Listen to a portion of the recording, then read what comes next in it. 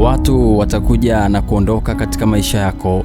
Wengine watakuja kama malaika, utawakaribisha kwa moyo wako wote, lakini mwisho watakuonyesha sura ambayo haukuwahi kuitegemea. Wapo watakaokupenda kwa dhati, lakini hata hivyo ipo siku wataondoka.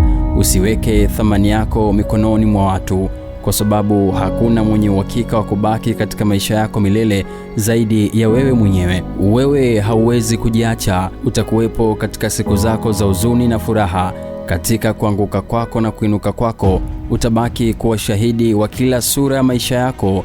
Ndio maana unastahili kujipa kipaumbele na kujipenda bila mipaka. Usijihukumu kwa makosa ya jana, kwa sababu makosa ni sehemu ya safari ya kujifunza.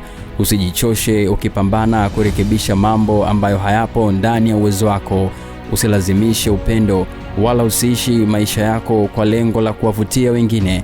Ishi kwa ukweli wako, kwa amani yako na kwa kusudi ambalo Mungu ameweka ndani yako. Unapoanguka, amka bila kujilaumu. Jifute vumbi na endelea kusonga mbele. Usikubali kubaki chini kwa sababu ya maumivu ya jana. Kila siku mpya ni nafasi nyingine ya kuanza tena. Na juu ya yote, mpende Mungu na mshikilie kwa moyo wako wote. Watu wanaweza kuondoka, hali zinaweza kubadilika, lakini Mungu anapokuwa nguzo yako, hawezi kukuacha wala kubadilika. Hata dunia ya kusaliti, bado Mungu atabaki nawe. Jipende, jithamini na jisamehe, na usiache kuamini kuwa siku zako nzuri bado ziko mbele yako. Mimi ni Steve Champion.